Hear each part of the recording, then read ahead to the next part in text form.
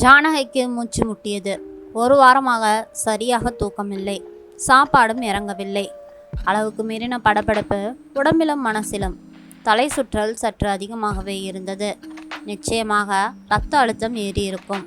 அடிக்கடி சிறுநீர் கழிக்கும் உபாதை, தளர்ச்சி, மனசோர்வு. என்னதான் பாக்கி? எதுவும் இல்லை. ஜானகிக்கு வயது 54. கொஞ்சம் சதைப்பிடிப்பான உடம்புதான். நல்ல நிறம், பெரிய அழகான கண்கள். தலைமுடியில் ஒன்று கூட இப்ப வரை நரைக்கவில்லை. கண்ணாடியும் போடவில்லை. பார்த்தால் பளிச்சென 40களின் ஆரம்பம் போல்தான் காட்டும். ஜானு, உன்னை பார்த்தா 2 பிள்ளைங்களை பெத்தவனு சத்தியமா சொல்ல முடியாது. இப்ப கூட இளமை பொங்குது. இப்படி பல பேர் சொல்லிவிட்டார்கள். பெருமை பொங்கும். லேசாக கர்வம் எட்டி பார்க்கும். உடனே கண்ணாடியும் முன் போய் நிற்பாள். தன்னை ஏற இறங்க கவனிப்பாள். என்னது, 40 கூட தெரியலையோ? இன்னும் கொஞ்சம் கவனமா ட்ரெஸ் பண்ணிட்டா இளமையாவே இருப்போம். இந்த கேள்விக்கும் பூரிப்பும் போன வருடம் வரை இருந்தது. மாதங்கள் தேய தேய கலக்கம் பற்றி கொண்டது. இதோ பயம் உடம்பு முழுக்க ஆரம்பித்து விட்டது. ஏன், அப்படி என்னதான் பிரச்சனை ஜானகிக்கு? அவள் கணவன் கணபதிக்கு தனியார் நிறுவனத்தில் ஓரளவு நல்ல வேலை, அதிகாரி பதவிதான். அவரும் நல்ல நிறத்துடன் லேசான தொப்பை சகிதம் சுமாரான உயரத்தில் வசீகரமாகத்தான் இருப்பார். இருவரும் நல்ல ஜோடி. இப்படி பெண் பார்க்கும் ஆரம்பத்திலிருந்து ஜானகிக்கு 24 வயதில் கல்யாணம் முடிந்தது. நடுத்தர குடும்பம் தான். ஜானகிக்கு அப்பா இல்லை. அண்ணன்மார் கடனை உடனே வாங்கித்தான் ஜானகியின் கல்யாணம் நடந்தது. கணபதிக்கு விதவை தாயார், 3 தங்கைகள். அதில் ஒருத்திக்கு மட்டும்தான் கல்யாணமாகி இருந்தது. பாக்கி 2 பேர் வீட்டில் தான் இருந்தார்கள். ஜானகிக்கு முதலில் தயக்கமாகத்தான் இருந்தது. நிறைய பொறுப்புகள் இருக்கேம்மா. இருக்கட்டும்டி, இங்கே மட்டும் என்ன வாழுதான். அண்ணன்கள் மனசு வந்து உன்னை கட்டி கொடுக்கணும்னு நினைக்கிறப்பவே கல்யாணம் நடக்கணும். இல்லைனா நாளைக்கு கையக்கையே விரிச்சிட்டாங்கன்னா நீயும் நானும் தெருவில் தான் நிற்கணும். மாப்பிள்ளையும் அழகாக இருக்கார், நல்ல உத்தியோகம், போதுமே என்ற அம்மாவின் வாக்குக்கிழங்க ஜானகியும் சரியென கல்யாணம் நடந்தது. சுமாராகத்தான் கல்யாணம். 8 சவரன் நகை, துணிமணிகள் எடுத்து வெகு சிறப்பான கல்யாணம் நடந்தது. காற்றே இல்லாத மண்டபம், அது ஒன்றுதான் குறை. ஜானகி புகுந்த வீட்டுக்கு வந்து விட்டாள். கணபதி அம்மாவுக்கு இந்த கல்யாணத்தில் பெரும் மனக்குறை. என் புள்ள ராஜாவாட்டம் இருக்கான், நல்ல உத்தியோகம், சீரு சிறப்புமாக வர வேண்டிய வரன், இப்படி வத்தலும் தொத்தலுமா அமைஞ்சு போச்சே. இப்படி ஜானகியை குத்தி காட்டத் தொடங்கிவிட்டாள். ஜானகி நல்ல பெண்தான். ஆனால் யாராவது குத்தி காட்டினால் பதிலுக்கு பேசிவிட்டாள். அப்படித்தான் வாழ வந்த 3 நாளே மாமியார் போட்டு கொடுத்து கணபதி உக்கிரமாகி ஜானகியை தாறுமாறாக வசைபாட அப்பப்பா பெரிய ரகளையாகிவிட்டது. ஜானகி கண்ணை கசக்கி கொண்டு அம்மா வீட்டுக்கு வந்து விட்டாள்.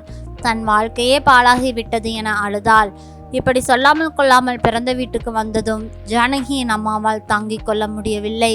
முதலில் மௌனம் சாதித்து ஜானகி நடந்ததை சொல்லவும் அம்மா பதற, எப்போ பார்த்தாலும் குத்தலா பேசினா, ஜாடமாடையா தாக்கினா என்னால் தாங்கிக்க முடியுமா? என் மாமியாருக்கு நாக்கில் முள்ளு விஷம், பொறுக்க முடியலம்மா, என்னம்மா பண்ணுறது? அதான் திருப்பி பேசிட்டேன் என ஜானகி தன் பங்கு நியாயத்தை சொன்னாள். தப்புடி, இங்கே பேசுகிற மாதிரி நீ அங்கே போயெல்லாம் பேசக்கூடாதுடி. ஏமா கூடாது? ஏன் கூடாது? வாழணும்னு ஆசை உன் நெஞ்சில் இருந்தா நீ அடங்கித்தான் போகணும். வாழா வெட்டியா இங்கே வந்து நின்னா உனக்கு மதிப்பு இருக்குமா? கழுத்தில் தாலி ஏறிட்டாலே பெண்ணோட வாழ்க்கை வேற மாதிரி. ஏமா அடிமையாக இருக்கணுமா? அப்படியெல்லாம் சொல்லலடி. முதல்ல நீ அனுசரிச்சு போ. உன் புருஷன் உன்னை முழுமையாக புரிஞ்சுக்கிற வரைக்கும் நீ பணிஞ்சு போய் தான் ஆகணும். உன்னை அவர் நல்லா புரிஞ்சுக்கிட்டா அப்புறம் அங்கே உன் ராஜ்யம்தான். அதுக்காக நீ எடுத்தவங்க அவுத்தவனெல்லாம் வாழ முடியாது ஜானகி. குடும்பத்தில் அனுசரித்து போகணும். பொம்பளை பிள்ளைக்கு புருஷனோட ஆதரவு எப்போவுமே வேணும். நீ சில அடிகளை தாங்கினாதான் அந்த அன்பெல்லாம் கிடைக்கும். அப்புறம் நீ நிமிர்ந்துடலாம். ஏமா அது எப்பமா கிடைக்கும்? என்னடி இது, கடையில் காசு கொடுத்து வாங்குற பலசரக்கா? நீ கொஞ்சம் காத்திருக்கணும். நான் அவருக்கு பொண்டாட்டி தானே, முக்கியம் தானே, இல்லைன்னு சொல்லல. ஆனால் நீ இப்போதான் வந்தவ. அவங்கெல்லாம் பிறந்ததுலேருந்தே கூட இருக்காங்க. இப்போ வந்தவளுக்காக பழைய பந்தங்களை உதற முடியாது ஜானு. நீ கொஞ்சம் புரிஞ்சுக்கோ. ஏமா, என்கிட்ட கிடைக்கிறது மற்றவங்கிட்ட அவர்னால அடைய முடியாது. அடி செருப்பால நாயே. அம்மாண்ணா என்கிட்டே இப்படி அசிங்கமாக பேசாத. இது அசிங்கம்லாம் இல்லை. இதை அசிங்கம்னு நீ நினச்சிருந்தா 4 பிள்ளைய பெற்றிருக்க முடியுமா? அதுக்கு மட்டும் நான் வேணுமா? அம்மா காதுகளை மூடிக்கொண்டாள். இப்படி பேசுறவளுக்கு பேரு பொண்டாட்டியே இல்லடி, வேற. ஏமா, என்ன ஆம்பளைக்கும் பொண்டாட்டிக்கிட்ட அந்த எதிர்பார்ப்பு மட்டும்தான் இருக்கும். உடம்ப தாண்டி தானே மனசு. அதுக்காக பொண்டாட்டிகள் வியாபாரம் பேச தொடங்கினா தாம்பத்தியம் சந்தி சிரிச்சிடும், கடைச்சரக்காக மாறும். பெட்ரூம்ல இருக்கிற இதுதான் வீட்டில் சமையல் கட்டும் இருக்கு, பூஜை அறையும் அந்த வீட்டுக்குள்ளதான் இருக்கு. கொதிக்காத, நீ அடங்கிப்போ. ஜானு எதுவுமே பேசவில்லை. இன்னைக்கு படிச்சுட்டு உத்தியோகம் பார்த்து பணத்தாலையும் புருஷனை மனைவிகள் தாங்கி பிடிக்கிற குடும்பங்கள் இங்கே நிறைய பேர் இருக்கு. சரியா? நீ என்ன அதேவா பண்ற? என்னை யாரும் இங்கே படிக்க வச்சிங்க? நான் படிக்க மாட்டேன்னு சொல்லலையே என்று கூட பேசினாள். அப்பா இல்லை, அண்ணன்மாருக்கு வசதி இல்லை. இந்த அளவுக்கு நமக்கு சோறு போட்டு துணி தந்ததே வசதி. உன் கழுத்துல தாரி ஏறுமான்னு நான் கலங்காத நாள் இல்லை. நல்ல மாப்பிள்ளையும் குடும்பமும் கிடச்சிருக்கு. அதை தொலைச்சிட்டு வந்து நின்னா கடவுள் கூட உன் பக்கம் இருக்க மாட்டாங்க. அன்று இரவு முழுக்க ஜானகி உறங்கவே இல்லை. நடந்ததையே நினைத்து கண்ணீர் விட்டு குமரி கொண்டிருந்தாள். வீம்பு புரட்டி எடுத்ததும் பயம் வந்தது. பிறந்த வீட்டு லட்சணம் அவளுக்கு தெரியும். அன்னி பெண்ணாக இருந்தால் கடனை என்றுதான் சோறு போடுவார்கள். பாலா வெட்டியாக வந்து நின்றால் உள்ளே கூட விட மாட்டார்கள். நாதியற்று போய்விடும். மறுநாள் அவள் புறப்பட தயாராகி விட்டாள். யாராவது கொண்டு போய் விடுங்கடா. எதுக்குமா? சொல்லிக்காம வந்திருக்கா. இப்ப நாங்க போனா அங்க எங்களை கழுத்தை பிடிச்சி வெளியில தள்ளுவாங்க. எனக்கு அந்த அசிங்கம்லாம் வேண்டாமா என்று அண்ணன்கள் கூறினார்கள். அம்மாவால் என்ன செய்ய முடியும்? பாத்தியா, இப்பவே கை கழுவியாச்சு. நீ வாமா. புருஷனை இழந்தவனா கூசுதுடி. ஆனாலும் மனசு கேட்காமல் மகளை அழைத்து கொண்டு போனாள். எங்க வந்த? தட்சிணி ஞாகத்துக்கு போய் அவமானப்பட்டு திரும்பிய பார்வதியை சிவன் கேட்ட ரேஞ்சில் கணபதி கேட்க, மாமியாரும் நாத்தனார்களும் தாறுமாறாக பேச, அம்மா அசிங்கப்பட்டு கண்ணீர் விட்டு மன்னிப்பு கேட்டு மகளை அங்கே விட்டுட்டு வந்தார்கள். அம்மாவால் நடந்ததை தாங்கிக் கொள்ளவே முடியவில்லை. அப்பொழுதுதான் ஜானகிக்கு உரைத்தது. ஜானகியிடம் யாரும் முகம் கொடுத்து பேசவில்லை. அம்மாக்காரி அழுது புலம்பரா. இவ மன்னிப்பு கேட்டாளா பாரு, என்ன ஒரு நெஞ்செழுத்தம். அண்ணா ஜாக்கிரதையா இரு, உன்னை வித்துடுவா. இது போன்ற பல விமர்சனங்கள். அன்று இரவு கணபதி படுக்கை அறைக்கே வரவில்லை. ஜானகிக்கு தூக்கி வாரி போட்டது.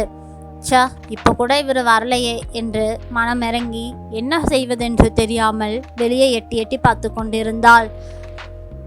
இப்படியாகவே 2 நாட்கள் கழிந்தன. இதுதான் ஜானகியின் ஆரம்ப கால வாழ்க்கை. 30 வருடங்களுக்கு முன்பு ஒரு நடுத்தர குடும்பத்தில் வாழ்க்கைப்படும் பெண்ணுக்கு 180% இதுதான் நிலை. 20 பேரின் குடும்பம் தப்பிக்கலாம். முதலிலேயே அடிமை யாசனம் எழுதி தந்துவிட்டு சகலமும் பொறுத்து கொள்ளும் அடிமைகள் ஒரு ரகம். இதே மாதிரி எதிர்த்து வேறு வழியில்லாமல் அடங்கி போவது மற்றொரு ரகம். இப்படியாகத்தான் இன்றும் பல குடும்பங்களில் நடந்து கொண்டிருந்தன. ஜானகிக்கு என்ன செய்வதென்றே தெரியவில்லை. வேண்டா வெறுப்பாகத்தான் வாழ்க்கையை துவங்கி நடந்து போய்கிட்டிருந்தாள் ஜானகிக்கு. ஆனால் ஆரம்பத்தில் என்ன செய்வதென்று தெரியாமல் திக்கி திணறியவளின் வாழ்க்கை பிற்பாதில் நன்றாக இருந்தது. கணபதியும் சும்மா இல்லை. வீம்பு பிடித்தவன். வேறு ஒரு எந்த தேவைக்காகவும் அவளை நெருங்க விடவில்லை. காலையில் ஜானகி கோயிலுக்கு போய் தரிசனம் முடித்து பிரகாரத்தை எல்லாம் சுற்றி வந்து அக்கடா என்று ஒரு மரத்தடியில் நெல்லை பிடித்து உட்கார்ந்தாள். கடவுளிடம் அன்று கொட்டி தீர்த்து கொண்டிருந்தாள். கடவுளே, என்ன வாழ்க்கை இது? அப்பொழுது அவளது தோழி சத்யா வரவும் 3 வருடங்கள் கழித்து சந்திப்பு. மண்டபத்தில் பெங்களூரிலிருந்து மாற்றலாகி வந்த சத்யாவின் கணவன் நலம் விசாரிப்புகள்.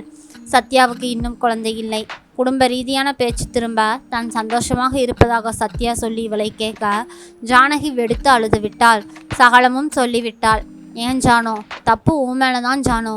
சில ஆண்களுக்கு ஈகோ இருக்கும். அதுக்காக பொண்டாட்டி வாழ வந்தவது எதிர்த்தா என்ன பண்ண முடியும்? இதை அனுமதிச்சா இவ எந்த எல்லைக்கும் போவாளோன்னு பயம் வரும். நம்மை மாதிரி உள்ள சில பெண்கள் வயசானவங்களை தெருவில் நிறுத்தின கதையெல்லாம் உனக்கே தெரிஞ்சிருக்கும். இது ஒரு பாதுகாப்பு நடவடிக்கை தான். விதவை தாய், 3 சகோதரிகள். அதில் ஒருத்திக்கு தான் கல்யாணமாகி இருக்கு. கணபதியை முழுசா சார்ந்து நிற்கிற குடும்பம். உன்னால அவங்கெல்லாம் நிராதரவா ஆயிடக்கூடாதுன்னு அவங்களுக்குள்ள இருக்கிற ஒரு பயம். அதை நீ போக்கிட்டினா உன் குடும்பம் சந்தோஷமா இருக்கும் ஜானோ. நீ தப்பு பண்ணல, அதுக்காக நீ வீம்பாவே இருக்காது ஜானோ. அவர்கிட்ட போய் நீ மனசார மன்னிப்பு கேளு, இணங்கிப்போ. உன் சராசரி இயல்புகளை எல்லாம் மூட்டை கட்டி பரன் மேலே போடு. கொஞ்சம் சகிப்புத்தன்மையை வளர்த்துக்கோ. எல்லா வேலைகளையும் நீ இழுத்து போட்டுட்டு செய்ய. எந்த ஒரு உரிமையும் பதிலுக்கு எதிர்பார்க்காத. 3 வருஷம் கொஞ்சம் அப்படி இப்படி தான் இருக்கும், நீ அதை தாண்டிரு. ஆனால் அதுக்கான பலன் அதன் மேலே தான் கிடைக்கும். நான் அப்படி நடந்து வந்த காரணமாக தான் இப்போ ரொம்ப சந்தோஷமாக இருக்கேன். இப்போ கூட எனக்கு குழந்தை இல்லை, அந்த ஒரு விமர்சனம் என் குடும்பத்தில் இருக்குது. ஆனால் என்ன பண்ண, நான் அதையும் சகிச்சுட்டு தானே இருக்கேன். இதுதான் ஜானு, நமக்கு கிடைக்க வேண்டியது கண்டிப்பாக கடவுள் கொடுப்பாரு. கடவுள் கொடுக்க நினச்சா மனுஷனால் அதை தடுக்கவே முடியாது.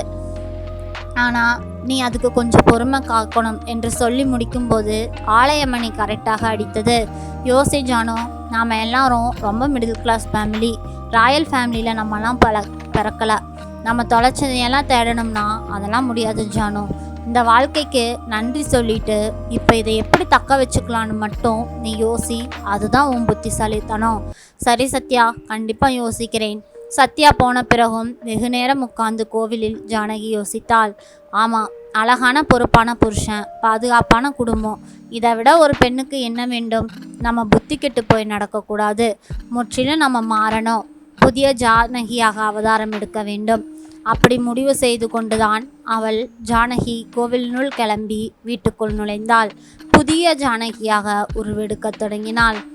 நண்பர்களே, கூட்டு குடும்பத்தில் சில சகிப்புத்தன்மைகள் நமக்கு இயல்பாகவே இருக்கணும். அப்படி நம்ம இருந்துட்டோம்னா நம்மளை அடித்து அந்த குடும்பத்தை உடைக்க யாருனாலையும் முடியாது. நன்றி. இந்த கதை பிடிச்சிருந்ததுன்னா மறக்காமல் நம்ம சேனலை சப்ஸ்கிரைப் பண்ணுங்கள், சப்போர்ட் பண்ணுங்கள். உங்களோட ஆதரவு எனக்கு ரொம்ப ரொம்ப தேவை. நன்றி. மீண்டும் நாளை அடுத்த கதையில் சந்திக்கலாம். நன்றி.